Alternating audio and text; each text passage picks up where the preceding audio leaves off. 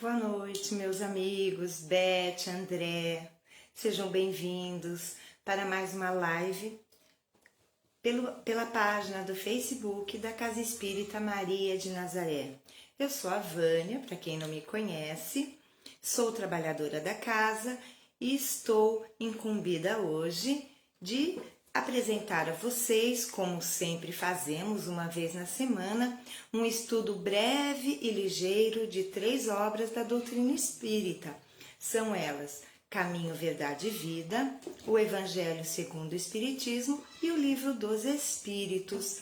Mas antes de iniciarmos com a atividade proposta para hoje, vamos aos recados da nossa casa. Quero convidar a todos vocês para no próximo domingo, dia 27, em que comemoramos 13 anos de fundação, a nossa casa, quero convidá-los para uma palestra cujo tema será Maria de Nazaré, com um palestrante de São Paulo, o Carlos Esteves dos Reis. Então, espero vocês domingo às 9 horas, provavelmente das 9 às 10. As nossas atividades presenciais, então, todo domingo às 9 temos palestra. Neste domingo que vai ser uma palestra diferenciada, porque é aniversário da casa. Na segunda-feira, que é hoje, nós temos uma atividade de assistência espiritual e agora aberta ao público. Então, temos uma palestra com temas ligados à assistência espiritual, a temas evangélicos e também a reunião mediúnica, não é? Então, agora aberto ao público, se inicia às 19h30. Quem precisar passar pelo tratamento espiritual pela primeira vez, precisa passar pela entrevista fraterna com o trabalhador da casa, João Firmino. Neste caso, é conveniente e desejável que chegue mais cedo. Pode chegar a partir das 18h30 para passar pela entrevista e aí já passa pelo atendimento, pela assistência lá no Círculo dos Médiuns, né? Na Casa Espírita Maria de Nazaré. Terça-feira, nós temos o estudo do Livro dos Espíritos, das 19 às 20. Na quarta-feira, às 20 horas, palestra com passe individualizado. Começa às 20 e às 20h30 já praticamente terminou a atividade. Na quinta-feira, estudo das 15 às 16.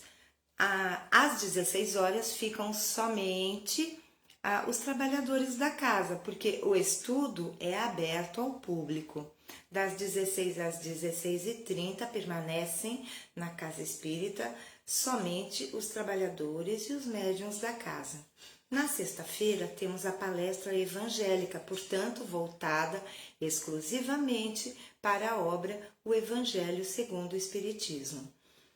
Quanto às atividades virtuais, nós temos as nossas lives que acontecem de segunda a sexta-feira. Passamos por uma reestruturação, temos trabalhadores, palestrantes novos, temos o Alexandre e vamos ter também, muito provavelmente, o nosso amigo Rubens. Vamos aguardar que o nosso amigo Ezequiel nos dará informações mais detalhadas em suas próprias lives. Então, as nossas atividades virtuais, além das lives que acontecem de segunda a sexta, sempre às 18 horas, nós temos também o curso básico de Espiritismo. Ainda dá tempo de se inscrever pelo nosso WhatsApp 96300 4552. Vou repetir, 96300 4552. Quem tiver interesse, manifeste sua intenção através desse WhatsApp. E este curso ele é totalmente online pela plataforma Google Meet, das 19 às 20 horas, sempre às terças-feiras. Meus amigos, esses eram os recados e tem mais um apenas. No próximo domingo, além de ser aniversário da nossa casa, É também o último domingo do mês de fevereiro. Todo último domingo, às 16 horas, nós temos o nosso Evangelho online. Quem quiser participar, basta também manifestar a sua intenção pelo WhatsApp de nossa casa. E aí, uns 5 minutos antes, é enviado o link e a pessoa pode entrar online e certamente, boa noite, Brandina, Silvia, Arielle. Então, neste evangelho, que é online, estaremos Ezequiel, Arielle provavelmente, não é, minha amiga? O João. Então, estaremos Ezequiel, todos nós estaremos lá online. Então, quem quiser participar conosco, será um prazer, uma honra. Estão todos convidados. Então, agora, vamos, Marilda, boa noite. Não sei se eu cumprimentei você, minha amiga querida. Então, vamos neste momento juntar os nossos corações, elevar o nosso pensamento a Deus para fazermos a prece que Jesus, médico de nossas almas, nos ensinou. Pai nosso que estais nos céus, santificado seja o vosso nome. Venha a nós o vosso reino, seja feita a vossa vontade, assim na terra como no céu. O pão nosso de cada dia nos dai hoje. Perdoai as nossas ofensas, assim como nós perdoamos a quem nos tem ofendido. Não nos deixeis cair em tentação, mas livrai-nos de todo mal, que assim seja. Graças a Deus e graças a Jesus. Vamos então à leitura da obra Caminho, Verdade e Vida. É a lição de número 2. Eu vou procurar, durante as nossas lives, fazer o estudo na sequência do que aleatoriamente. Então, hoje, na semana passada, a gente fez a número 1, agora a gente vai fazer a número 2. Obrigada, Arielle. Segue-me tu, disse-lhe Jesus. Se eu quero que ele fique até que eu venha, que te importa a ti? Segue-me tu. João, capítulo 21, versículo 22. Nas comunidades de trabalho cristão, muitas vezes observamos companheiros altamente preocupados com a tarefa conferida a outros irmãos de luta. É justo examinar, entretanto, como se elevaria o mundo se cada homem cuidasse da sua parte nos deveres comuns com perfeição e sinceridade. Algum de nossos amigos foi convocado para obrigações diferentes? Confortemo-lo com a legítima compreensão. Às vezes, surge um deles modificado ao nosso olhar. Há cooperadores que o acusam. Muitos o consideram portador de perigosas tentações. Movimentam-se comentários e julgamentos à pressa. Quem penetrará, porém, o campo das causas? Estaríamos na elevada condição daquele que pode analisar um acontecimento através de todos os ângulos. Talvez o que pareça queda ou defecção pode constituir novas resoluções de Jesus relativamente à redenção do amigo, que parece agora distante. O bom pastor permanece vigilante. Prometeu que das ovelhas que o Pai lhe confiou, nenhuma se perderá. Convém, desse modo, atendermos com perfeição aos deveres que nos foram deferidos. Cada qual necessita conhecer as obrigações que lhe são próprias. Nesse padrão de conhecimento e atitude, há sempre muito trabalho nobre a realizar. Se um irmão parece desviado aos teus olhos mortais, faze o possível por ouvir as palavras de Jesus ao pescador de Cafarnaum. Que te importa a ti? Segue-me tu. Segue-me tu. Então, nós percebemos que um dos apóstolos, deve ter inquirido Jesus. Mas por que ele não vai também? Por que ele não faz isso ou aquilo? Estava falando provavelmente de um companheiro. Deixa eu cumprimentar a Josefa, Donizete, bem-vindos. Boa noite. Então, aí Jesus diz, quem importa o que o outro faz ou deixa de fazer, segue-me tu. E quando nós somos crianças, é muito comum nós vermos este comportamento, esta conduta. Então, o pai ou a mãe pede para um dos filhos fazer determinada coisa e o outro não está fazendo. Aí o filho fala, mas por que eu? Ele não está fazendo, por que ele pode ficar sem fazer e eu tenho que fazer? Então, está de olho no que o outro faz ou deixa de fazer. Então, o que o Cristo nos diz é que independentemente da conduta alheia, daqueles que conosco convivem, seja no ambiente familiar, seja no ambiente profissional, o importante é seguirmos Jesus, porque ele diz, que te importa? Segue-me tu. Ou seja, que nós tenhamos os olhos fixos, o pensamento, o coração fixos nos ensinamentos do Mestre Jesus, para que não nos desviemos do caminho que ele traçou, que é o caminho reto. Nós sabemos que, como é ressaltado nessa mensagem de Emmanuel, que de todas as ovelhas que o Pai confiou a Jesus, nenhuma se perderá de seu rebanho de luz, nenhuma. Então, por mais que observemos companheiros equivocados, que estão no caminho do erro, que nós não percamos tempo em ficar observando, julgando, condenando, porque Emmanuel nos diz que, se por acaso teríamos nós condições de remontarmos a causa daquela conduta, daquele comportamento, nós temos condições psicológicas, intelectuais e, sobretudo, morais para julgar com assertiva certeza aquilo que vemos, sentimos, escutamos. Então, tenhamos o olhar fixo, tenhamos bom ânimo, sigamos Jesus. Se não pudermos atender, auxiliar aquele irmão na estrada, porque ficou para trás ou está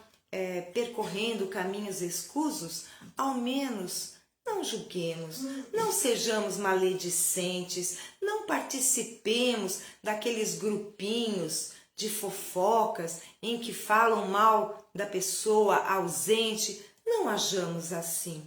Sigamos Jesus, pois ele nos disse, siga-me tu, que te importa? Siga-me tu. Graças a Deus. Vamos agora, que aqui é ligeirinho, né, meus amigos? Vamos agora para o Evangelho segundo o Espiritismo. Nós estamos no capítulo 5º. O capítulo 5º tem por tema Bem-aventurados os aflitos. E como eu sempre gosto de ressaltar, é um dos maiores capítulos do Evangelho. Não por acaso, pois que o nosso mundo e em nosso mundo temos e passamos por muitas aflições. Motivos de resignação. Eu vou ler, eu coloquei só o item 12, mas na verdade esse título abrange os itens 12 e 13. E talvez eu não leia nem o 12 inteiro, para que tenhamos mais um tempinho para os comentários. Então vamos lá? Motivos de resignação. Pelas palavras, bem-aventurados os aflitos, porque eles serão consolados, Jesus indica ao mesmo tempo a compensação que espera os que sofrem e a resignação que nos faz bem dizer o sofrimento como o prelúdio da cura. Essas palavras, porém, também podem ser traduzidas assim: deveis considerar-vos felizes por sofrer, porque as vossas dores neste mundo são as dívidas de vossas faltas passadas, e essas dores, suportadas pacientemente na terra, vos poupam de séculos de sofrimento na vida futura. Deveis, portanto, estar felizes por Deus ter reduzido vossas dívidas, permitindo-vos quitá-las no presente, o que vos assegura a tranquilidade no futuro. O homem que sofre é semelhante a um devedor de grande soma, a quem o credor dissesse: se me pagares hoje mesmo a 100ª parte, darei quitação do resto e ficarás livre. Senão, vou perseguir-te até que pagues o último centavo. O devedor não ficaria feliz de submeter-se a toda sorte de privações para se livrar da dívida? Pagando somente a 100ª parte da mesma, em vez de queixar-se do credor, não agradeceria? É esse o sentido das palavras: bem-aventurados os aflitos, porque eles serão consolados. Eles são felizes porque pagam suas dívidas e porque após a quitação estarão livres. Mas se ao procurar quitá-las de um lado, de outro se endividarem, nunca se tornarão livres. Ora, cada nova falta aumenta a dívida, pois não existe uma única falta que não traga consigo a própria punição, necessária e inevitável. Se não for hoje, será amanhã. Se não for nesta vida, será na outra. Entre essas faltas, devemos colocar em primeiro lugar a falta de submissão à vontade de Deus, de maneira que, se reclamamos das aflições, se não as aceitamos com resignação, como alguma coisa que merecemos, se acusamos a Deus de injusto, contraímos uma nova dívida, que nos faz perder os benefícios do sofrimento. Eis porque precisamos recomeçar exatamente como se há um credor que nos atormenta enquanto pagamos as contas.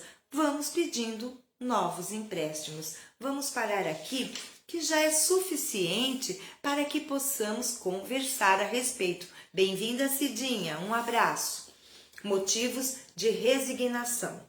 Quem de nós não sofre no planeta Terra?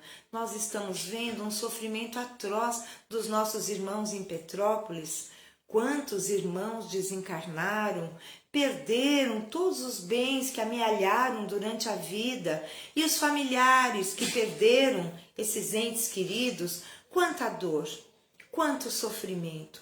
Nós sabemos disso. Oremos, vibremos amorosamente por esses irmãos, mas todo sofrimento encontra uma razão e uma causa. E como Deus é justo, jamais nos faria sofrer por capricho, nos faria sofrer inutilmente. Se nós sofremos, é porque nisso existe a lei de causa e efeito, a lei do retorno. Então, nessa dor acerba, nesse sofrimento atroz, estamos quitando velhos débitos de outrora. Nós precisamos refletir e, de fato, nos compenetrarmos desta grande verdade. Só sofremos aquilo que fizemos a outrem sofrer. Não tem como. Deus, em sua infinita misericórdia, bondade, jamais nos faria sofrer sem que houvesse para isso uma justiça sublime. Então, nós precisamos nos resignar e compreender que todo sofrimento por nós sofrido é merecido. Se não encontramos a causa nesta existência, é porque forçosamente ela se encontra numa existência pretérita. Então, a primeira coisa, ao sofrermos, vamos agradecer a Deus, porque estamos de fato quitando débitos, uma dívida por vezes muito grande, mas que Deus, em sua infinita misericórdia, ele age como no texto em que Kardec nos coloca que a justiça divina seria como aquele credor que chegasse para nós e dissesse-nos: olha, você me deve X, mas se você pagar um centésimo do que você me deve, hoje eu quitarei a sua dívida e você estará livre. Quem de nós não passaria por toda sorte de privações, venderia o carro, venderia roupas, joias, tudo que tivesse, para aproveitar a oportunidade de quitar uma dívida na sua centésima parte e, estando livre após isso, nós ficaríamos exultantes. E, na realidade, aquele sofrimento pelo qual passamos, comparativamente, é a centésima parte, porque Deus é amor, é justiça, mas é sobretudo misericórdia. Então, meus amigos, a falta mais grave que fazemos é nos perguntar a Deus: por que eu estou passando por isso? Porque eu não mereço. O que eu fiz para merecer isso? Isso é injusto. Não é possível que eu esteja passando por essa ou aquela situação. Então, conscientizemo-nos, meus irmãos. Vamos pensar com o nosso conhecimento que essa doutrina nos traz, o Espiritismo nos traz. Nós podemos passar pelas provas, pelas aflições, pelas expiações de uma forma muito mais leve, porque sabemos que tudo porque passamos é merecido. Então, agradeçamos a Deus, sigamos adiante fazendo o bem. Vamos lembrar também que não quitamos débito somente sofrendo. Não. Nós verdadeiramente quitamos débitos e nos equilibramos com a justiça divina quando nos dispomos a fazer o bem. A fazer o bem através de nosso pensamento, de nossa palavra, de nosso sentimento e de nossas atitudes. É o bem que nos faz quitar as nossas dívidas, resgatar aquela apólice, né? Já há tanto tempo contraída. Meus irmãos, essas então foram as considerações. Motivos de resignação estão aí. A misericórdia divina. Passemos pelas provas, pelas expiações da melhor forma possível, a fim de que não vamos contrair mais débitos. Porque paga de um lado e contrai do outro, nós não vamos conseguir nos libertar, não é mesmo? Reflitamos nisso. E agora nós vamos para a questão do Livro dos Espíritos. O Livro dos Espíritos, nós estamos na questão 631. E Kardec indaga aos imortais: o homem tem meios para distinguir por si mesmo o bem e o mal? Então, o que Kardec nos coloca? Será que nós temos condição por nós mesmos, sem ficar dependendo de outro? Sem ficar na dependência de irmãos com inteligência mais avantajada? Nós temos condição por nós mesmos de discernir, distinguir o bem do mal? E os imortais respondem: sim, quando ele, o ser humano, crê em Deus e quando o quer saber. Deus lhe deu a inteligência para discernir um do outro. Então, o que nos faz distinguir o bem do mal? A inteligência, a intelectualidade. É certo que a moralidade deveria caminhar par e passo com a inteligência, mas sabemos que assim não acontece. A inteligência vai na frente, a galope, e a moralidade a passos mais lentos. Mas vai chegar um momento em que inteligência e moralidade andarão par e passo, pareados, juntos, e aí sim nós estaremos no rumo certo para a nossa iluminação. Mas enquanto essa iluminação não chega, a inteligência nos faz de fato discernir o certo do errado. E a inteligência, ela é desenvolvida ao longo das existências. As nossas experiências na Terra ou fora dela, Tudo isso vai fazendo com que desenvolvamos esse atributo do raciocínio que Deus nos concedeu. É certo que muitos irmãos ainda se utilizam deste atributo para fazer o mal, para prejudicar, em benefício apenas de si mesmo, acabam por causar aflições, desviar recursos, mas sabemos que a justiça divina não falha, embora a justiça humana possa ser corrupta, possa ser comprável, a justiça divina ninguém engana, visto que a lei de Deus está escrita em nossa mente. Então, no nosso pensamento, não tem como fugir da lei. Nós podemos, por vezes, fingir, não assumirmos a nossa parte luz, darmos ensejo à sombra que existe em nós. Porém, um dia, cansados de sofrer, retornaremos com certeza ao caminho da luz e do amor. Portanto, a inteligência, ela nos faz distinguir o certo do errado, o bem do mal.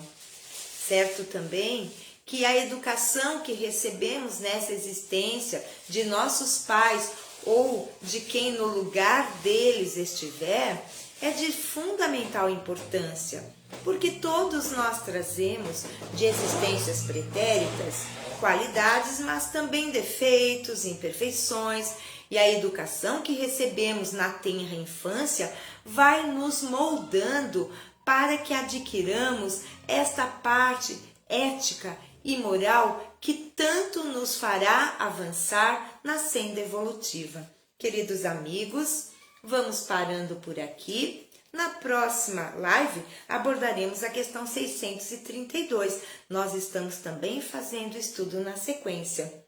Eu agradeço enormemente a todos que nos acompanharam nesses momentos em que estamos tratando, estudando o Espiritismo.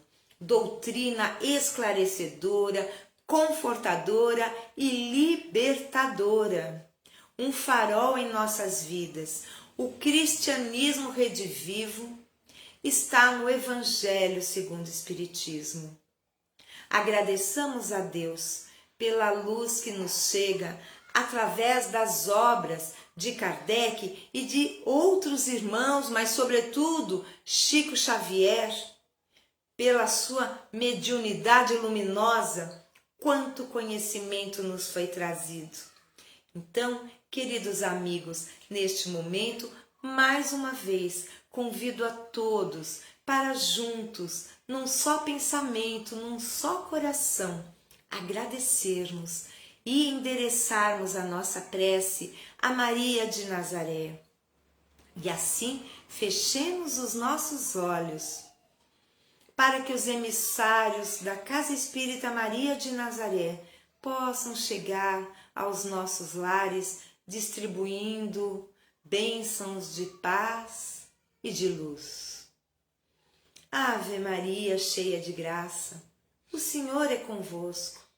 Bendita sois vós entre as mulheres, bendito é o fruto do vosso ventre, Jesus. Santa Maria, Mãe de Jesus, rogai por nós, os seus filhos, agora e na hora do nosso desenlace. Que assim seja. Graças a Deus, graças a Jesus. Queridos amigos, uma maravilhosa semana para todos nós. Na sexta-feira estarei de volta, mas só assessorando um pouquinho João Firmino, porque a live é dele. Eu dou os recadinhos, faço o encerramento, mas até sexta-feira vamos estar juntos. Amanhã, provavelmente, será o nosso amigo Alexandre. Na quarta e na quinta, provavelmente Ezequiel. Mas aguardemos que nós logo saberemos. Um abraço fraterno e apertado para cada um de vocês. Até a próxima, fiquem com Deus. Não resolve, resolve só nesses casos, com essa técnica da apometria, aí resolve. Então estou dando só um exemplo para vocês verem o tamanho da situação e da coisa, né?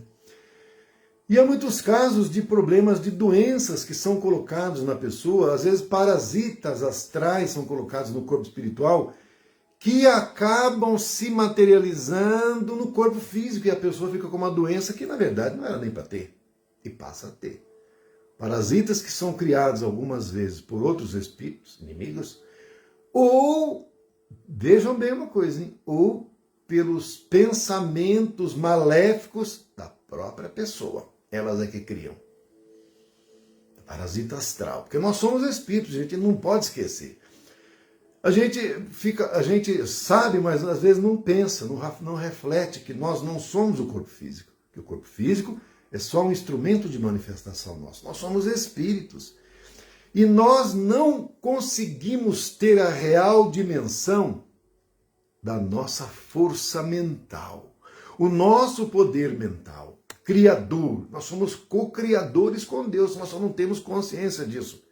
Mas mesmo sem ter consciência, nós criamos. O problema é que se não tem consciência, pode criar coisas negativas, maléficas, contra nós mesmos.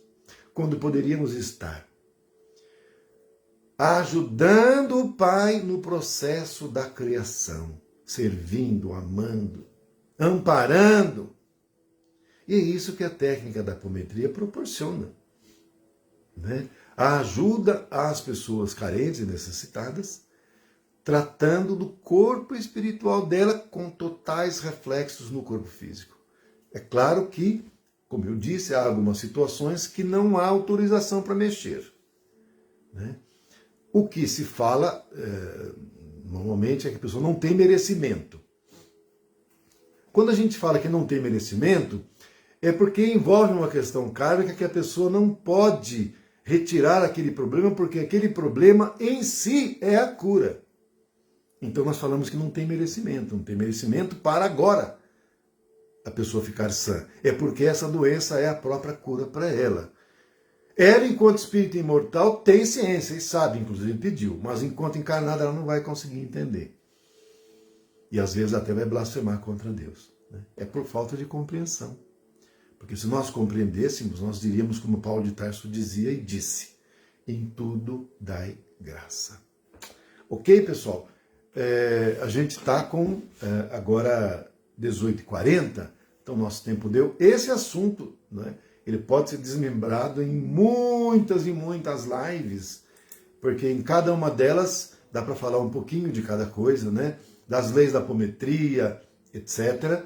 Não é? Eu só dei uma pincelada geral para algumas pessoas que não sabem, né? Entender um pouquinho. E só para finalizar, nós temos um grupo na nossa Casa Espírita que está fazendo um curso de apometria, como a gente sempre vem falando aqui nos recadinhos. E a nossa intenção, se Deus quiser, se Deus permitir, se a equipe espiritual nos autorizar, nós estamos pretendendo passar a utilizar essa técnica, além do nosso trabalho que nós realizamos de assistência espiritual, desobsessão, também utilizar em outro dia essa técnica da apometria para ajudar e servir na seara de Jesus cada vez mais. Então nós vamos fazer uma prece para nós finalizarmos essa live de hoje. Vamos lá. Ave Maria, cheia de graça, o Senhor é convosco. Bendita sois vós entre as mulheres, e bendito é o fruto do vosso ventre, Jesus. Santa Maria, Mãe de Jesus, rogai por nós, seus filhos pequeninos, agora e na hora do nosso desencarne, que assim seja. Muita paz e muita luz, muita gratidão, fiquem com Deus. Bom restante de semana e até a próxima, se Deus quiser.